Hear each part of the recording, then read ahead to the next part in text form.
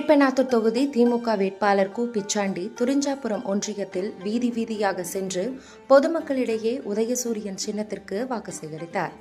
திருவண்ணாமலை மாவட்டம் கீழ்பெண்ணாத்தூர் தொகுதி திமுக வேட்பாளர் கு பிச்சாண்டி துரிஞ்சாபுரம் ஒன்றியம் நூக்காம்பாடி, பாலானந்தல், மாதளம்பாடி ஆகிய ஊராட்சிகளில் உதயசூரியன் சின்னத்திற்கு தீவிர வாக்கு சேகரிப்பில் ஈடுபட்டார். அப்போது கட்சியினர் பூமாலை மற்றும் சால்வை அணிவித்து பெண்கள் ஆரத்தி எடுத்து அவருக்கு உற்சாக வரவேற்பளித்தனர். அப்போது பேசிய கு பிச்சாண்டி, உலகிலேயே நம் முதல்வர்தான் பெண்களுக்கு உரிமை தொகையாக 1000 ரூபாய் வழங்குகிறார். தற்போது உரிமை தொகை 2000 ரூபாயாக உயர்த்தப்படும். கட்டணமில்லா பேருந்து வசதி, கல்லூரி மாணவர்களுக்கு 1000 ரூபாய், 1ஆம் வகுப்பு முதல் 5ஆம் வகுப்பு வரை காலை உணவு திட்டம் இப்போது 8ஆம் வகுப்பு வரை உயர்த்தப்படும். 8000 ரூபாய் மதிப்பில் கூப்பன் வழங்கும் இல்லத்தரசி திட்டம் போன்ற எண்ணற்ற திட்டங்களை நமது முதலமைச்சர் வழங்கியுள்ளார். மேலும் திமுக ஆட்சியில் வண்ண தொலைக்காட்சி வழங்கப்பட்டுள்ளது. இந்த வண்ண தொலைக்காட்சி இதுவரையில் வீடுகளில் ஓடிக்கொண்டு இருக்கிறது.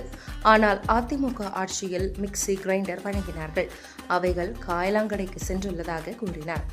அதிமுக ஊழல் ஆட்சி என குற்றம் சாட்டினார்.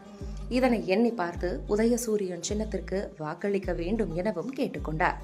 இதில் துரிஞ்சாபுரம் கிழக்கு ஒன்றிய செயலாளர் அண்ணாமலை, துணை செயலாளர் அப்பாசாமி, மாவட்ட பிரதிநிதி மோகன், ஒன்றிய கவுன்சிலர்கள் செந்தில்குமார், பிரபாகரன் உள்ளிட்ட திமுக மற்றும் கூட்டணி கட்சி, மாவட்ட, ஒன்றிய, நகர, கிளைக்கழக பொறுப்பாளர்கள், தொண்டர்கள் என ஏராளமானவர்கள் கலந்து கொண்டனர்.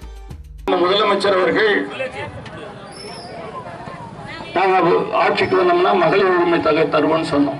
எடப்பாடி சொன்னாரு அதெல்லாம் தரமாட்டாங்கன்னு சொன்னாரு. இன்னைக்கு மகளிர் உரிமை தொகை தந்திருக்குன்னா இந்தியாவிலேயே தமிழ்நாட்டில் தான் முதலாக மகளிர் உரிமை தொகை நம்ம முதலமைச்சர் தான் தந்தார். இங்க தாய்மார்கள் அதிகமா இருக்கீங்க. நீங்க தான் காலையில முதல்ல எழுந்திருக்கீங்க, கடைசியில தூங்குறீங்க. நீங்க தான் குழந்தைய வளர்க்குறீங்க, படிக்க வைக்கிறீங்க, சமையல் செய்யறீங்க, நிலத்து வேலை செய்யறீங்க. உங்க உடம்புல என்ன வியாதி இருக்குதுன்னே தெரியாம குடும்பத்துக்காக உழைக்கிறீங்க. ஆனா வீட்டுக்கார கேட்டு பாருங்க, உங்க வீட்டுக்காரம்மா என்ன பண்றாங்கன்னா வீட்டுல சும்மா இருக்கிறாங்கன்னு தான் சொல்லுவாங்க. அது இந்த நாட்டுல மட்டும் இல்ல, உலகத்துல எல்லா நாட்டிலையும் பெண்களின் உழைப்பை மதிக்கிறது. அதான்டா உலக பொருளாதார மேதை சொன்னாரு, யார் அவங்க உழைப்பை மதித்து உரிமை தொகை தருகிறார்களோ அதுதான்டா சிறந்த நாடு என்று சொன்னார். அதை ஏற்றுக்கொண்ட நம்முடைய முதலமைச்சர் தான் 1000 ரூபாய் உரிமை தொகை இன்றைக்கு உங்களுக்கு வழங்கி இருக்கிறார் என்பதை நீங்க எல்லாம் எண்ணி பார்க்கணும். கட்டணம் இல்லாம டவுன் பஸ்ல போறீங்கன்னா இந்த கட்டணமில்லா பேருந்து நம்முடைய முதலமைச்சர் தான் கொடுத்திருக்காரு. அதே போல கல்லூரியில் படிக்கிற பெண்களுக்கெல்லாம் மாதம் 1000 ரூபாய் அதோட அக்கௌண்ட்லேயே போகக்கூடிய புதுமை பெண் திட்டம். கல்லூரியில் படிக்கிற ஆண் பிள்ளைகள் படிச்சவர்களுக்கு அவங்களுக்கு மாதம் 1000 ரூபாய் போகிற தமிழ் புதுமை திட்டம். அதே போல 1ஆவதுலேருந்து 5ஆவது படிக்கிற குழந்தைகளுக்கு காலை உணவு சிற்றுண்டி, இப்படி அடுக்கடுக்கான திட்டங்களை நாங்கள் தந்திருக்கோம். இப்ப நம்ம முதலமைச்சர் சொல்லியிருக்காரு, மகளிர் உரிமை தொகையை 2000 ரூபாயாக உயர்த்துறேன்னு சொல்லிட்டாரு. கல்வி கடை அது 2 கல்லூரிக்கெல்லாம் 1500 ரூபாய் ஆக்குறேன்ட்டாரு.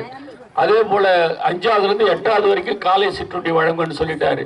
முதியோர்களுக்கு 2000 ரூபாய் வழங்குறேன்னு சொல்லிட்டாரு. மாற்றுத்திறனாளிக்கு 2500 ரூபாய் தரேன்னு சொல்லிட்டாரு. அது இல்லாம இல்லத்தரசி திட்டம்னு ஒரு திட்டம்.